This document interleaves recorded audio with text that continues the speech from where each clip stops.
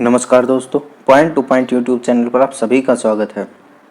तो दोस्तों, हम कर रहे हैं समसाम के घटना चक्र का चित्रात्मक प्रस्तुति, जीएस दृष्टि का आधुनिक भारत का इतिहास। तो आज हम पढ़ेंगे धन का बहिर्गमन सिद्धांत, ड्रेन ऑफ वेल्थ। तो चलिए शुरू करते हैं आज की वीडियो।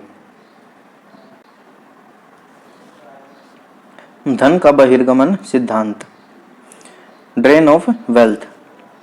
इसकी अवधारणा, ड्रेन ऑफ वेल्थ की अवधारणा, भारतीय धन संपत्ति एवं माल का अविरल प्रवाह इंग्लैंड की ओर, लेकिन बदले में भारत को पर्याप्त आर्थिक, व्यापारिक अथवा भौतिक लाभ का अभाव। ये थी इसकी अवधारणा ड्रेन ऑफ वेल्थ की। ड्रेन ऑफ वेल्थ की क्या अवधारणा थी कि भारत की जो धन संपत्ति है उसका अविरल प्रवाह, मतलब कि बिना रुके बिना रोक टोक प्रवाह इंग्लैंड की ओर हो रहा था, और उसके बदले में भारत को कोई भी फायदा नहीं हो रहा था, ना आर्थिक, ना व्यापारिक, ना भौतिक, कोई भी लाभ नहीं हो रहा था। इसका प्रतिपादक दादा भाई नौरोजी। ड्रेन ऑफ वेल्थ, धन का बहिर्गमन का प्रतिपादक दादा भाई Naoroji. England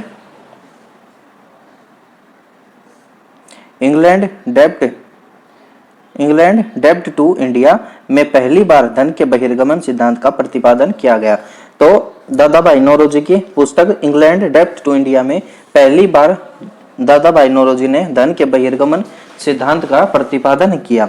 poverty and un British rule in India, poverty and British rule in India, the wants and means of India, the wants and means of India, on the commerce of India लेख में इसकी व्याख्या की गई। तो poverty and British rule in India की पुस्तक के the wants and means of India on the commerce of India लेख में धन के बहिर्गमन सिद्धांत की व्याख्या की गई। वर्ष 1905 में इसे एविल ऑफ ऑल इविल्स, अर्थात अनिष्टों का अनिष्ट कहा गया। 1905 में इसे evil of all evils and अर्थात अनिष्टों का अनिष्ट कहा गया। किसको? धन के बहिर्गमन को, धन के बहिर्गमन सिद्धांत को या ड्रेन ऑफ वेल्थ को इवल ऑफ ऑल इवल्स अर्थात अनिष्टों का अनिष्ट कहा गया। तो ये पुस्तक है, ये ध्यान रखनी दादा भाई नौरोजी की, बहुत इंपॉर्टेंट है। इंग्लैंड डेब्ट टू इंडिया, इंग्लैंड डेब्ट टू इंडिया तथा poverty and un British rule in India, ये याद रखनी है, बहुत ही इंपॉर्टेंट बुक्स हैं। चलिए ये देख लीजिए, ये दादा भाई नौरोजी, ये दादा भाई नौरोजी हैं। इस सिद्धांत के सबसे पहले और सर्वाधिक प्रखर प्रतिपादक दादा भाई नौरोजी। स्वरूप, सरकार की खरीद नीति, होम चार्जेस अर्थात भारतीय सार्वजनिक ऋण एवं रेलों पर लगाई गई पूंजी पर दिया गया ब्याज, भारत को दी गई सैनिक और अन्य सामग्री की लागत, भारत के कारण इंग्लैंड में दिए जाने वाले नागरिक और सैनिक शुल्क, इंग्लैंड में राज्य सचिव का सारा व्यय वर्ष 1919 तक तथा भारत सरकार द्वारा यूरोपीय अफसरों को दिए जाने वाले भत्ते और पेंशन, इस रूप में भारत का धन इंग्लैंड को जा रहा था। किस रूप में जा रहा था, एक बार फिर देख लेते हैं। सरकार की खरीद नीति में होम चार्जेज अर्थात भारतीय सार्वजनिक ऋण एवं रेलों पर लगाई गई पूंजी पर दिया गया ब्याज, भारत को दी गई सैनिक और अन्य सामग्री की लागत, भारत के कारण इंग्लैंड में दिए जाने वाले नागरिक और सैनिक शुल्क, इंग्लैंड में राज्य सचिव का सारा व्यय 1919 तक तथा भारत सरकार द्वारा यूरोपीय अफसरों को दिए जाने वाले भत्ते और पेंशन, ये सारा धन किसी न किसी तरह से इंग्लैंड को जा रहा था। इसका कोई भी फायदा भारत को नहीं मिल रहा था, इसलिए इसे कहा गया धन का बहिर्गमन। चलिए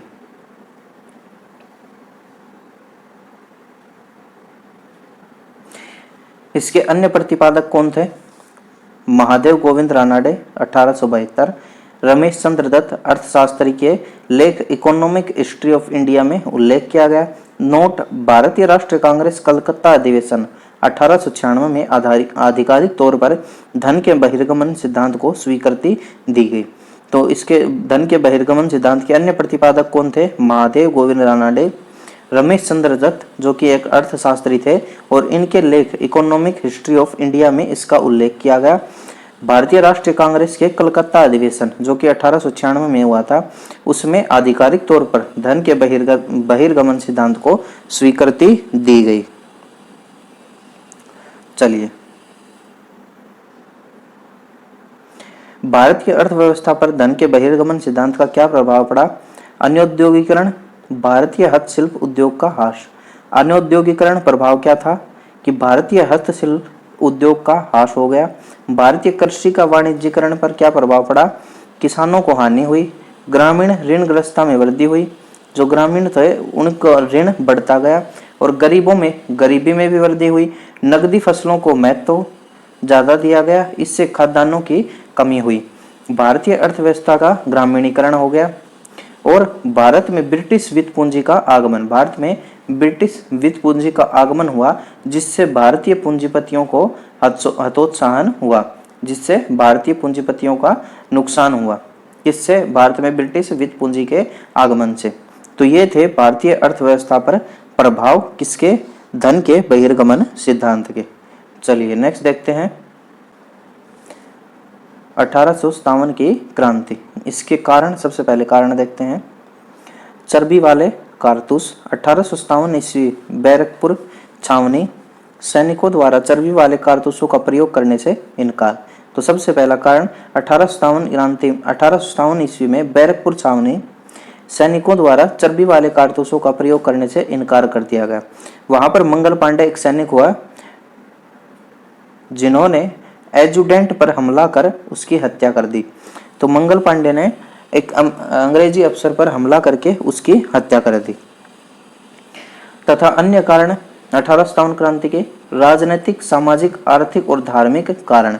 राजनीतिक, सामाजिक, आर्थिक और धार्मिक कारण, ये सभी कारण थे 1857 की क्रांति के। प्रमुख कारण ब्रिटिश साम्राज्य की घिनौनी नीतियां और तत्कालिक कारण चर्बी वाले कारतूस की अफवाह। प्रमुख कारण ब्रिटिश साम्राज्य की घिनौनी नीतियां और तत्कालिक कारण चर्बी वाले कारतूस। चलिए, ये थे कारण 1857 की क्रांति के।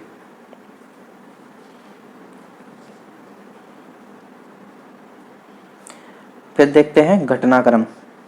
घटनाक्रम 10 मई को मेरठ से प्रारंभ।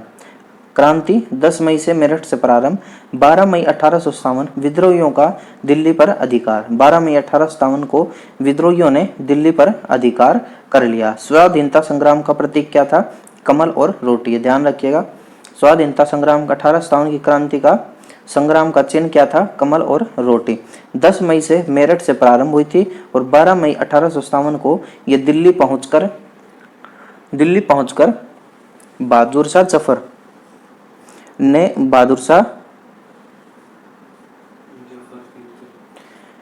शाह जफर द्वितीय को, जो कि दिल्ली का नवाब था या भारत का जो सम्राट था, सुल्तान था, उसको अपना प्रमुख नेता बनाया 1857 की क्रांति का। उसके बाद 12 मई 1857 को इन्होंने दिल्ली पर अधिकार कर लिया।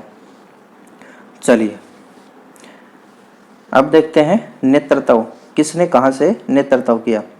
चलिए, नेतृत्व स्थान और नेतृत्व करता। बरेली से खान बहादुर ने, झांसी से रानी लक्ष्मीबाई ने, लखनऊ से बेगम हजरत महल, कानपुर नाना साहब या नाना धोदो पंत, जगदीशपुर से कुंवर सिंह, असम से दीवान मनीराम दत्त, फैजाबाद से मौलवी अहमदुल्ला शाह।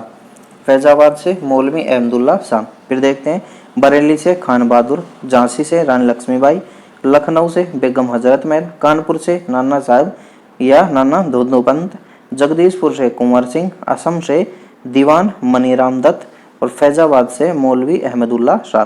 इनने नेतृत्व किया था। तो ये ध्यान रखिएगा, सभी इंपॉर्टेंट है। पूछता है अक्सर एग्जाम में कि इस स्थान से किसने नेतृत्व किया 1857 की क्रांति का। चलिए, 1857 की क्रांति के समय कथन, प्रमुख कथन किसने क्या कथन किए थे वो देखते हैं। सर जेम्स आउटरन और डब्ल्यू टेलर ने क्या कहा? हिंदू मुस्लिम षड्यंत्र का परिणाम। हिंदू मुस्लिम षड्यंत्र का परिणाम कहा किसको? 1857 की क्रांति को। किसने? सर जेम्स आउटरन और डब्ल्यू टेलर ने। जॉन लॉरेंस और सिले केवल सैनिक विद्रोह। जॉन लॉरेंस और सिले ने क्या कहा इसे? कि यह केवल एक सैनिक विद्रोह था। टी.आर. होम्स ने इसे बर्बरता और सभ्यता के मध्य युद्ध कहा। टी.आर. होम्स ने इसे बर्बरता और सभ्यता के मध्य युद्ध कहा। बर्बरता किसे कहा? भारतीयों को, और सभ्यता कहा इंग्लैंड वालों को, अंग्रेजों को। वी.डी. सावरकर, स्वतंत्रता की पहली लड़ाई। वी.डी. सावरकर ने इसे स्वतंत्रता की पहली लड़ाई कहा। आर.सी. मजूमदार ने तथाकथित प्रथम राष्ट्रीय स्वतंत्रता संग्राम, न प्रथम, न राष्ट्रीय और न ही स्वतंत्रता संग्राम, ये किसने कहा? आर.सी. मजूमदार ने। क्या कहा था? तथाकथित प्रथम राष्ट्रीय संग्राम न प्रथम है, न राष्ट्रीय है और न ही स्वतंत्रता संग्राम है। चलिए, कुछ इंपॉर्टेंट बुक्स हैं, देखते हैं। वी.डी. सावरकर की the Indian war of independence 1857। V D. Savarkar की the Indian war of independence 1857। S N. Sen की 1857, ये याद रखिएगा, बहुत इंपॉर्टेंट है। 1857 किसकी बुक है? एस.एन. सेन की। 1857 किसकी है? एस.एन. सेन की। सर सैयद अहमद खां की असबाब ए बगावत ए हिंद। असबाब ए बगावत ए हिंद। आर.सी. मजूमदार की the sipahi mutiny and the rebellion of 1857। R C. Majumdar the sipahi mutiny and the rebellion of 1857। B D. Savarkar की the Indian war of independence 1857। S N. Sen की 1857। सर सैयद अहमद खां की असबाब ए बगावत ए हिंद और आर.सी. मजूमदार की the sipahi mutiny and the rebellion of 1857।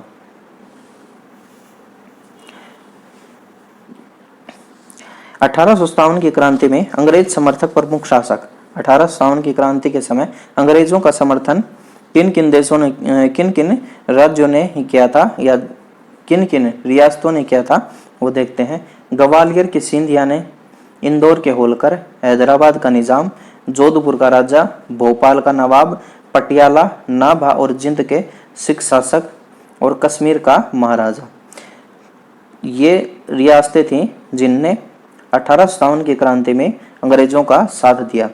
अगर ये रियासतें अंग्रेजों का साथ नहीं देती और क्रांति एक ही दिन एक समय पर शुरू होती तो 1857 में ही अंग्रेज भारत छोड़कर भाग जाते।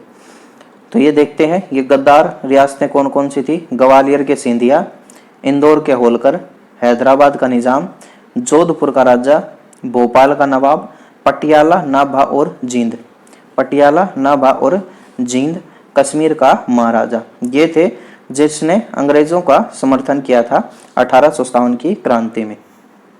चलिए, परिणाम 1857 की क्रांति के परिणाम या घोषणा। भारत में कंपनी के शासन का समापन। भारत में कंपनी के शासन का समापन। भारत का शासन सीधे क्राउन के अधीन चला गया। भारत से ईस्ट इंडिया कंपनी का शासन खत्म हो गया और भारत का शासन सीधे ब्रिटेन के महारानी के अधीन चला गया। क्राउन मतलब ब्रिटिश शासन के अधीन चला गया। भारत में ब्रिटिश साम्राज्य के विस्तार पर रोक। भारत में ब्रिटिश साम्राज्य के विस्तार पर रोक लग गई। धार्मिक मामलों में अहस्तक्षेप की नीति।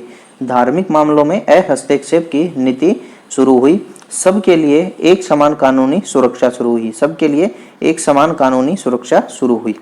ये परिणाम हुए 1857 की क्रांति के। और कुछ और ये थे। भारत की रजवाड़ों के प्रति विजय और विलय की नीति का परित्याग। भारतीय रजवाड़ों को जीतकर या अंग्रेजी शासन में मिलाने की जो नीति थी उसका परित्याग कर दिया गया। सरकार द्वारा राजाओं को गोद लेने की अनुमति प्रदान की गई। तो सरकार द्वारा राजाओं को गोद लेने की अनुमति दी गई। अगर कोई राजा अपनी मर्जी से चाहता है तो सरकार उसे गोद लेगी और उसके राज्य को ब्रिटिश साम्राज्य में सम्मिलित कर लेगी। भारतीय सेना के नवगठन के लिए पील आयोग का गठन किया गया। भारतीय सेना के लिए नवगठन के लिए पील आयोग का गठन किया गया। तो ये ध्यान रखिएगा, बहुत इंपॉर्टेंट है। पील आयोग किससे संबंधित था? भारतीय सेना के नवगठन से संबंधित था पील आयोग 1857 की क्रांति के बाद। चलिए नेक्स्ट देखते हैं। अन्य जन आंदोलन। अन्य जन आंदोलन संथाल विद्रोह 1855-56 में। संथाल विद्रोह 1855-56 में, ध्यान रखिएगा, बहुत इंपॉर्टेंट है। संथाल विद्रोह। आदिवासी विद्रोह था। संथाल विद्रोह क्या था? आदिवासी विद्रोह था। दामन एकोह में मूलतः आर्थिक कारणों से प्रारंभ, यह आर्थिक कारणों से प्रारंभ हुआ था। नेतृत्व सिद्धू, कानू, चांद एवं भैरव नामक 4 भाइयों ने किया था।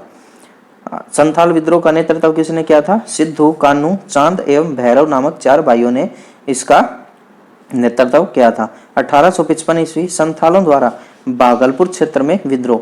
तो ये किस क्षेत्र का विद्रोह था? संथाल विद्रोह ये भागलपुर क्षेत्र का विद्रोह था। भागलपुर क्षेत्र का विद्रोह 1855 में संथाल विद्रोह। मेजर बारो के नेतृत्व में विद्रोह को दबाने गई सेना संथालों द्वारा पराजित।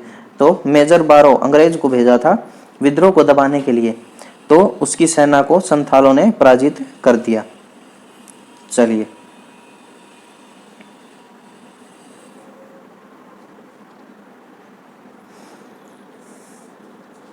वहाबी आंदोलन। वहाबी आंदोलन उपलब्धि अंग्रेजी प्रभुसत्ता को सुनियोजित तथा गंभीर चुनौती। तो अंग्रेजी प्रभुसत्ता को सुनियोजित तथा गंभीर चुनौती दी किसने? वहाबी आंदोलन ने। प्रवर्तक कौन था इसका? सैयद अहमद बरेलवी। सैयद अहमद बरेलवी था वहाबी आंदोलन का प्रवर्तक। किस भारत में? भारत में वहाबी आंदोलन का प्रवर्तक कौन था? सर सैयद अहमद बरेलवी। और प्रसार क्षेत्र कहाँ कहाँ था? काबुल, उत्तर पश्चिमी सीमा प्रांत, बंगाल, बिहार, मध्य प्रांत। प्रसार क्षेत्र वहाबी आंदोलन का काबुल, उत्तर पश्चिम सीमा, बंगाल, बिहार एवं मध्य प्रांत में। तो यह बहुत बड़े क्षेत्र में फैला था वहाबी आंदोलन। 1830 ईस्वी में बरेलवी द्वारा पेशावर पर कब्जा। 1830 में बरेलवी द्वारा अहमद बरेलवी द्वारा पेशावर पर कब्जा कर लिया गया। बालाकोट की लड़ाई में बरेलवी की मृत्यु हो गई। बालाकोट की लड़ाई में बरेलवी की मृत्यु हो गई। पटना बरेलवी की मृत्यु के बाद आंदोलन का केंद्र। तो बरेलवी की मृत्यु कहाँ हुई? बालाकोट की लड़ाई में। उसके बाद बरेलवी की मृत्यु के बाद वहाबी आंदोलन का केंद्र कौन सा बना? पटना बना। बरेलवी की मृत्यु के बाद नेतृत्व किसने किया? मौलवी कासिम, विलायत अली, इनायत अली और अहमदुल्ला। बरेलवी की मृत्यु के बाद नेतृत्व मौलवी कासिम, विलायत अली, इनायत अली तथा अहमदुल्ला, इनने नेतृत्व किया वहाबी आंदोलन का बरेलवी की मृत्यु के बाद। पागल पंथ एक अर्ध धार्मिक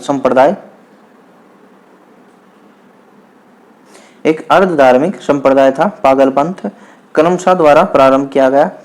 करमशाह के द्वारा शुरू हुआ था पागल पंथ। जमींदारों के द्वारा मुजारों टिनेट्स पर किए गए अत्याचार के विरुद्ध आंदोलन। टिप्पू द्वारा जमींदारों के द्वारा मुजारों टिनेट्स पर किए गए अत्याचार के विरुद्ध आंदोलन था। यह टिप्पू के द्वारा चलाया गया था।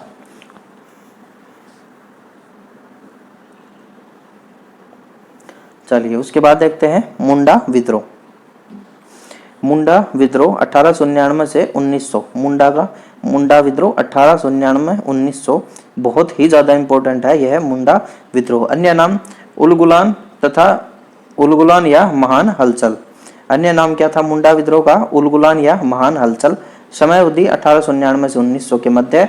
बिरसा मुंडा जगत पिता धरती बाबा अन्य नाम। इसका नेतृत्व हुआ, इसने शुरू किसने किया था मुंडा विद्रोह को? बिरसा मुंडा ने। बिरसा मुंडा का अन्य नाम क्या था? जगत पिता या धरती आबा। जगत पिता या धरती आबा कहते थे बिरसा मुंडा को। बोंगा अनेक देवता की पूजा छोड़कर सिंह बोंगा एक ईश्वर की पूजा करने का आह्वान किया। तो बिरसा मुंडा ने बोंगा अनेक देवताओं की पूजा छोड़कर सिंह बोंगा एक ईश्वर की पूजा करने का आह्वान किया बिरसा मुंडा ने। मुंडा विद्रोह कब था? 1899 से 1900 ईस्वी में चला था मुंडा विद्रोह। इसका अन्य नाम उलगुलान या महान हलचल। और बिरसा मुंडा के अन्य नाम धरती आबा या जगत पिता। ध्यान रखिएगा, पूछे गए हैं क्वेश्चन कि बिरसा मुंडा का अन्य नाम या धरती आबा किसका अन्य नाम था। चलिए, कुक्का आंदोलन। कुक्का आंदोलन कब हुआ था? 1840 ईस्वी में। कुक्का आंदोलन 1840 ईस्वी में भगत जवाहरमल सियान साहब द्वारा। भगत जवाहरमल या सियान साहब द्वारा कुक्का आंदोलन शुरू 1840 ईस्वी में। इसका उद्देश्य क्या था कुक्का आंदोलन का? सिख धर्म में प्रचलित बुराइयों और अंधविश्वासों का अंत कर इस धर्म को शुद्ध करना। तो कुक्का आंदोलन का उद्देश्य क्या था? सिख धर्म में प्रचलित बुराइयों और अंधविश्वासों का अंत करके सिख धर्म को शुद्ध करना कुक्का आंदोलन का उद्देश्य था। किसने चलाया? 1840 में भगत ज्वारमल या सियान साहब ने। फिर आया नील विद्रोह। नील विद्रोह समय अवधि 1859-60। नील विद्रोह की समय अवधि 1859-60। प्रारंभ बंगाल के नदिया जिले में गोविंदपुर गांव में। नील विद्रोह कहां से शुरू हुआ था? बंगाल के नदिया जिले के गोविंदपुर गांव से। नेतृत्वकर्ता कौन था? दिगंबर विश्वास तथा विष्णु विश्वास। नील विद्रोह के नेतृत्वकर्ता दिगंबर विश्वास तथा विष्णु विश्वास। प्रसार क्षेत्र नदिया, पाबना, खुलना, ढाका, मालदा, दिनाजपुर। नील विद्रोह के प्रसार क्षेत्र कहां कहां पर फैला था? नील विद्रोह नदिया, पाबना, खुलना, ढाका, मालदा तथा दिनाजपुर में फैला नील विद्रोह। समर्थन हिंदू पैट्रियट के संपादक हरिश्चंद्र मुखर्जी द्वारा। नील विद्रोह का समर्थन किसने किया था? हिंदू पैट्रियट के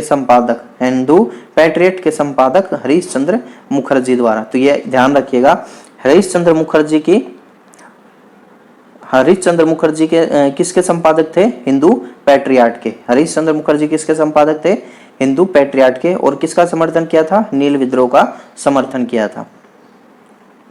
नील बागान मालिकों के अत्याचारों का चित्रण दीनबंधु मित्र द्वारा नील दर्पण में।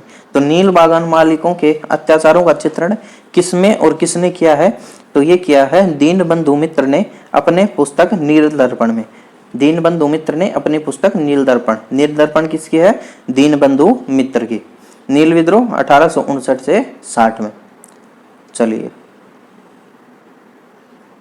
आधुनिक भारत में शिक्षा का विकास। आधुनिक भारत में शिक्षा का विकास देखते हैं।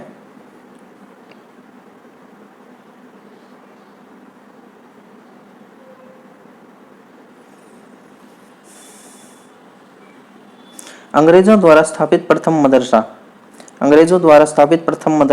1881 में वारेन हेस्टिंग ने कलकत्ता में स्थापित किया। अंग्रेजों द्वारा स्थापित प्रथम मदरसा कौन सा? 1881 में हेस्टिंग ने कलकत्ता में स्थापित किया था। इसका प्रथम प्रमुख कौन था? मौलवी मोइजुद्दीन इसका प्रथम प्रमुख था। फारसी, अरबी और मुस्लिम कानून की शिक्षा देने के लिए यह बनाया था। फारसी, अरबी और मुस्लिम कानून की शिक्षा दी जाती थी इस मदरसे में। संस्कृत कॉलेज की स्थापना बनारस में। 1791 में जोनाथन डंकन के प्रयत्नों के परिणाम स्वरूप प्रथम संस्कृत कॉलेज की स्थापना कहाँ हुई? बनारस में हुई थी 1791 ईस्वी में। किसके प्रयासों से? जोनाथन डंकन के प्रयासों से। इसका उद्देश्य हिंदुओं के धर्म, साहित्य और कानून का अध्ययन करवाना। तो संस्कृत कॉलेज बनारस की स्थापना 1791 में जोनाथन डंकन ने करवाई थी। इसका उद्देश्य क्या था? हिंदुओं के धर्म, साहित्य और कानून का अध्ययन करवाना इसका उद्देश्य था। चार्ल्स विल्किंस भगवत गीता का प्रथम आंग्ल अनुवाद। तो भगवत गीता का प्रथम अंग्रेजी अनुवाद किसने किया था? चार्ल्स विल्किंस ने। ध्यान रखिएगा, ये भगवत गीता का प्रथम अंग्रेजी अनुवाद किसने किया था? चार्ल्स विल्किंस ने किया था।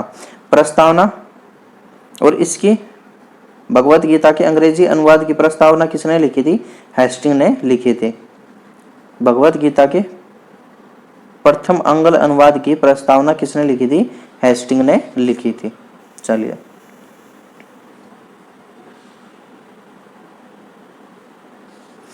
सर विलियम जोन्स अभिज्ञान शाकुंतलम के अंग्रेजी अनुवादक। अभिज्ञान शाकुंतलम का अंग्रेजी में अनुवाद किसने किया? सर विलियम जोन्स ने। भगवत गीता का अंग्रेजी में अनुवाद किसने किया? चार्ल्स विल्किंस ने। और भगवत गीता के अंग्रेजी अनुवाद का प्रस्तावना किसने लिखी? वारेन हेस्टिंग ने। सर विलियम जोन्स अभिज्ञान शाकुंतलम का अंग्रेजी अनुवादक। वुड डिस्पैच या वुड घोषणा पत्र, ध्यान बहुत इंपॉर्टेंट है, ध्यान से सुनिएगा। वुड डिस्पैच या वुड घोषणा पत्र 1854 ईस्वी में चार्ल्स वुड द्वारा जारी। तो वुड डिस्पैच, वुड घोषणा पत्र कब आया? 1854 ईस्वी में चार्ल्स वुड द्वारा जारी। तो इस समय वायसराय कौन था? डलहौजी था। गवर्नर जनरल कौन था? डलहौजी। मैग्ना कार्टा भारत में अंग्रेजी शिक्षा का मैग्ना कार्टा किसे कहा जाता है? वुड का डिस्पैच को भारत में अंग्रेजी शिक्षा का मैग्ना कार्टा कहा जाता है। आधार इसका लंदन विश्वविद्यालय के आधार पर कलकत्ता, बंबई, मद्रास प्रेसिडेंसी में एक एक विश्वविद्यालय की स्थापना करना। तो वुड का डिस्पैच किससे संबंधित था? विश्वविद्यालय से संबंधित था वुड का डिस्पैच घोषणा पत्र। ध्यान रखिएगा, पूछता है वुड डिस्पैच किससे संबंधित था? ये था विश्वविद्यालय से संबंधित, विश्वविद्यालय की स्थापना से संबंधित था वुड डिस्पैच। और इसका आधार क्या था? लंदन विश्वविद्यालय के आधार पर कलकत्ता, बंबई और मद्रास में एक एक विश्वविद्यालय की स्थापना करना। उसके बाद हंटर आयोग, हंटर कमीशन आया। 1854 ईस्वी के पश्चात शिक्षा के क्षेत्र में हुई प्रगति की समीक्षा करने के लिए 1882 में नियुक्त प्राथमिक शिक्षा के सुधार एवं विकास पर विशेष जोर। तो हंटर आयोग या कमीशन क्या था? हंटर आयोग कमीशन क्या था? 1854 में जो 1854 के पश्चात जो वुड डिस्पैच आया था, उसके बाद में शिक्षा के क्षेत्र में प्रगति की समीक्षा के लिए कि शिक्षा के क्षेत्र में कितनी प्रगति हुई है भारत में, उसकी समीक्षा के लिए आया था हंटर आयोग। और इसकी नियुक्ति कब हुई थी हंटर आयोग की? 1882 ईस्वी में। हंटर आयोग कब आया? 1882 में। वुड डिस्पैच आया 1854 में। हंटर आयोग किसके लिए आया था? प्राथमिक शिक्षा के सुधार एवं विकास पर विशेष जोर दिया गया। तो अगर पूछे कि हंटर आयोग किससे संबंधित था, तो यह था प्राथमिक शिक्षा से संबंधित। वुड डिस्पैच विश्वविद्यालय शिक्षा से संबंधित, हंटर आयोग प्राथमिक शिक्षा से संबंधित था हंटर आयोग। चलिए नेक्स्ट देखते हैं।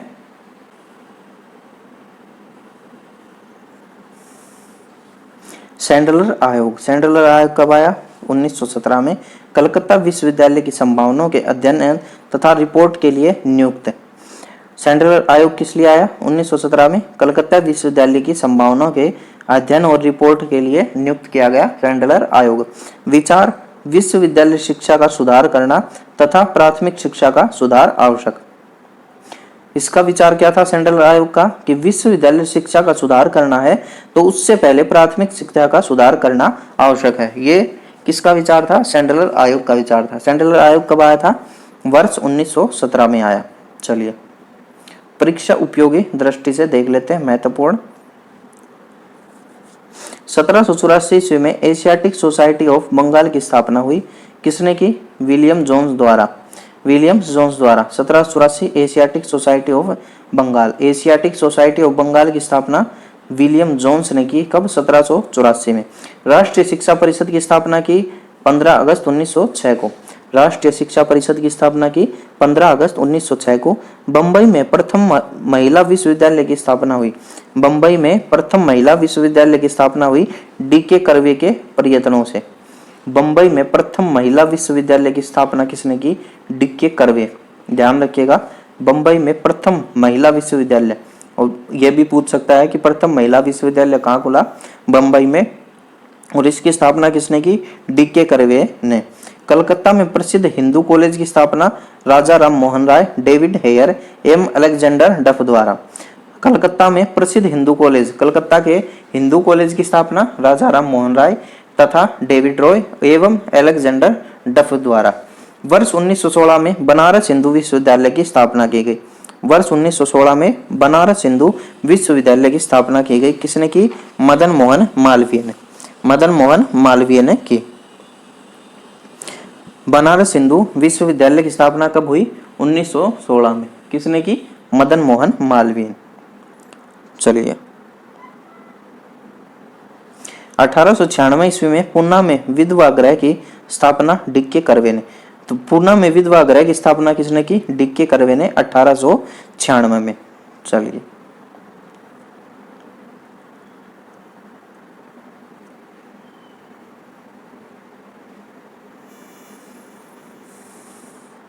आधुनिक प्रेस का विकास। आधुनिक प्रेस का विकास। बंगाल गजट भारत का पहला प्रकाशित समाचार पत्र। भारत का पहला प्रकाशित समाचार पत्र कौन सा था? बंगाल गजट। ध्यान रखिएगा, भारत का पहला प्रकाशित समाचार पत्र Bengal Gazette. James A Hicky, James A Hicky 1780 Bengal Gazette का प्रकाशन किया। बंगाल गजट किसने निकाला था? जेम्स ए हिक्की ने 1780 में। जेम्स ए हिक्की को क्या कहा जाता है? भारत में प्रेस का जन्मदाता। सबसे पहली प्रेस किसकी थी? जेम्स ए हिक्की की, भारत में 1780। और वैसे पूछे कि भारत में प्रेस कौन लेकर आया, तो कौन लेकर आए थे? पुर्तगाली लेकर आए थे। भारत में प्रेस पुर्तगाली लेकर आए थे। तो बंगाल गजट का प्रकाशन 1780 में जेम्स ए हिक्की ने किया। वेलजली 1799 सभी समाचार पत्रों पर सेंसर लगा दिया। 1799 में वेलजली ने सभी समाचार पत्रों पर सेंसर लगा दिया। प्रत्यक्षण अधिनियम पारित किया। प्रत्यक्षण अधिनियम पारित किया किसने? वेलजली ने। तो प्रत्यक्षण अधिनियम किसने पारित किया? वेलजली ने पारित किया। हेस्टिंग 1818 ईस्वी में प्रत्यक्षण अधिनियम रद्द कर दिया। हेस्टिंग ने प्रत्यक्षण अधिनियम रद्द कर दिया कब? 1818 ईस्वी में। Lord Lytton Vernacular Press Act लेकर आया। कौन? लिटन 1878 ईस्वी में। वर्नाकुलर प्रेस एक्ट कौन लेकर आया था? लिटन लेके आया था 1878 ईस्वी में।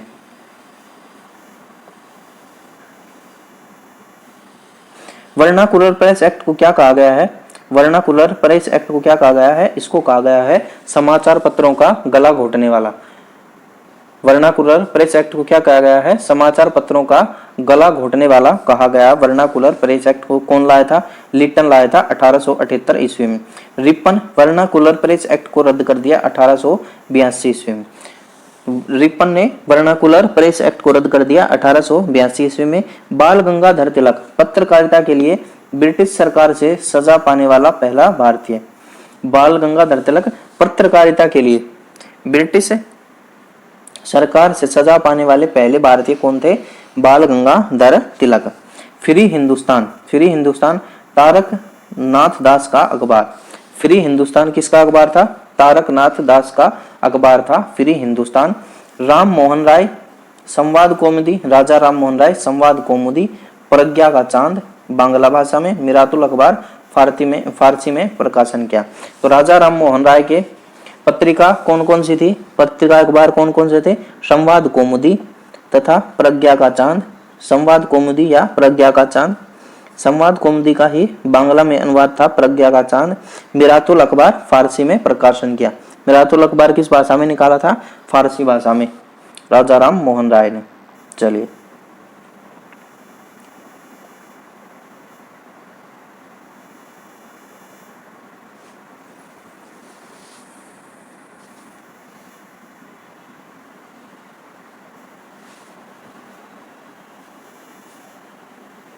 इंडियन मिरर अखबार देवेंद्र नाथ टैगोर तथा मनमोहन घोष। इंडियन मिरर अखबार किसने निकाला? इंडियन मिरर अखबार देवेंद्र नाथ टैगोर तथा मनमोहन घोष। और इसके संस्थापक, इंडियन मिरर अखबार के संस्थापक कौन थे? मनमोहन घोष थे। और ये निकाला इन दोनों ने मिलकर था। चलिए, गदर पार्टी का मुखपत्र साप्ताहिक पत्र था। गदर पार्टी का मुखपत्र था और साप्ताहिक पत्र था। यह प्रथम संस्करण का प्रकाशन 1 नवंबर 1913 सैन फ्रांसिस्को से हुआ उर्दू भाषा में। तो गदर का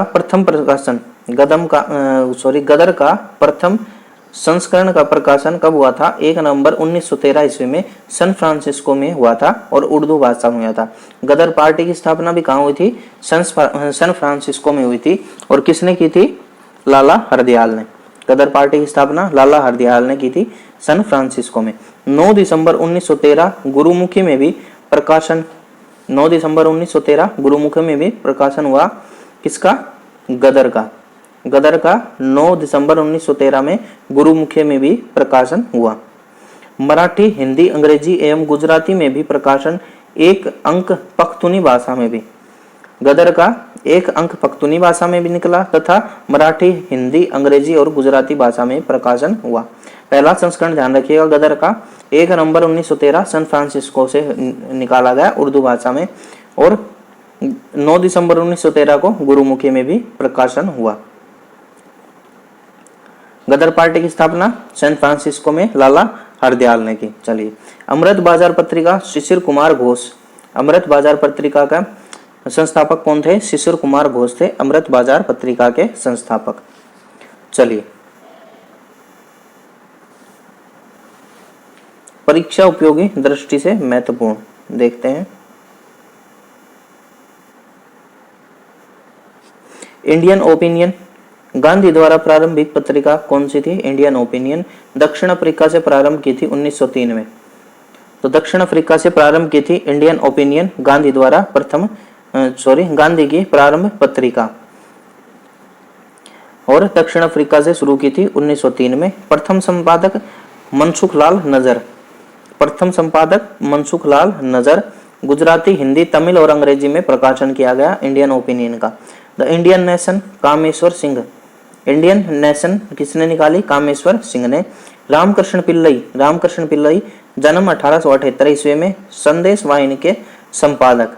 तो रामकृष्ण पिल्लई, इनका जन्म 1878 ईस्वी में और यह संदेश वाहिनी के संपादक थे। संदेश वाहिनी के संपादक कौन थे? रामकृष्ण पिल्लई। गांधी के साप्ताहिक समाचार पत्र, गांधी के साप्ताहिक समाचार पत्र। हरिजन अंग्रेजी में, हरिजन बंधु गुजराती में, हरिजन सेवक हिंदी में। ध्यान रखिएगा, हरिजन, सिर्फ हरिजन पूछे तो अंग्रेजी में, हरिजन बंधु पूछे तो गुजराती में, और हरिजन सेवक पूछे तो हिंदी में। हरिजन अंग्रेजी में, हरिजन बंधु गुजराती में, हरिजन सेवक हिंदी में, और जहां हरिजन लगाया जाए वो पत्रिका गांधी की। चलिए, और ये तीनों ही साप्ताहिक समाचार पत्र थे।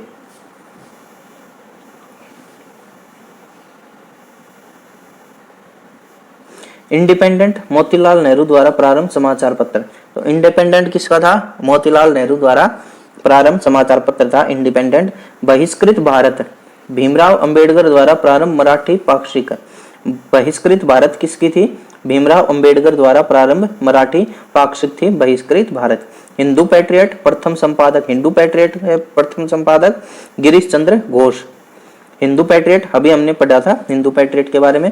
हिंदू पैट्रियट का प्रथम संपादक 1853 से 1855 ईस्वी में गिरीश चंद्र घोष प्रथम संपादक थे, गिरीश चंद्र घोष। और 1855 में संपादक कौन होंगे? हरीश चंद्र मुखर्जी। 1853 या 55 में प्रथम संपादक हिंदू पैट्रियट के गिरीश चंद्र घोष, और 1855 ईस्वी में संपादक हरीश चंद्र मुखर्जी। चलिए, सोम प्रकाश बांग्ला साप्ताहिक समाचार पत्र, सोम प्रकाश बांग्ला साप्ताहिक समाचार पत्र। ईश्वर चंद्र विद्यासागर द्वारा प्रकाशन। तो सोम प्रकाश का प्रकाशन किसने किया था? ईश्वर चंद्र विद्यासागर ने किया था सोम प्रकाश का प्रकाशन। ये एक बांग्ला साप्ताहिक समाचार पत्र था। नील आंदोलन के किसानों के हितों का समर्थन करता था। तो सोम प्रकाश भी नील आंदोलन के किसानों के हितों का समर्थन करता था। सोम प्रकाश बांग्ला साप्ताहिक में निकाला गया समाचार पत्र था, और इसका प्रकाशन किसने किया था? ईश्वर चंद्र विद्यासागर ने किया था। चलिए नेक्स्ट देखते हैं।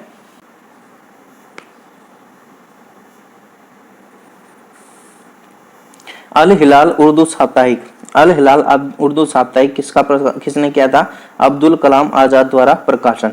अल हिलाल उर्दू साप्ताहिक था, इसका प्रकाशन किसने किया? अब्दुल कलाम आजाद ने। लाला लाजपत राय के वंदे मातरम उर्दू दैनिक का प्रकाशन, और दीपुपुल अंग्रेजी साप्ताहिक का प्रकाशन। लाला लाजपत राय के समाचार पत्र कौन से थे? वंदे मातरम उर्दू भाषा में, और दैनिक दीपुपुल अंग्रेजी साप्ताहिक का प्रकाशन किया। वंदे मातरम उर्दू का दैनिक था और दीपुपुल अंग्रेजी में साप्ताहिक था। चलिए, कौमी आवाज उर्दू अखबार का प्रकाशन जवाहरलाल नेहरू तथा रफी अहमद किदवई ने। कौमी आवाज का प्रकाशन, कौमी आवाज उर्दू अखबार था, उसका प्रकाशन जवाहरलाल नेहरू तथा रफी अहमद किदवई ने किया। राष्ट्र गुफ्तार दादा भाई नौरोजी से संबंधित पत्र। राष्ट्र गुफ्तार किससे संबंधित था? दादा भाई नौरोजी से। कॉमनवेल्थ एनी बेसेंट द्वारा अंग्रेजी पत्र, कॉमनवेल्थ एनी बेसेंट द्वारा संपादित अंग्रेजी पत्र, कॉमनवेल्थ एनी बेसेंट द्वारा संपादित अंग्रेजी पत्र था। चलिए, सामाजिक एवं सुधार आंदोलन।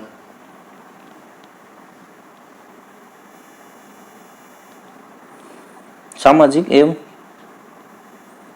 धार्मिक सुधार आंदोलन, ये हम कल पढ़ेंगे, कल की वीडियो में पढ़ेंगे सामाजिक एवं धार्मिक सुधार आंदोलन, नहीं तो वीडियो ज़्यादा लंबी हो जाएगी। तो चलिए दोस्तों, कल मिलेंगे। अगर वीडियो पसंद आती है तो लाइक करें, शेयर करें और चैनल को सब्सक्राइब करें, खुद भी करें और दोस्तों से भी करवाएं, और पढ़ाई पर ध्यान दें। तो चलिए, कल मिलते हैं नेक्स्ट वीडियो में। तब तक के लिए स्वस्थ रहिए, मस्त रहिए और पढ़ते रहिए। अपने माता पिता और गुरुजनों का सम्मान कीजिए। चलिए, धन्यवाद।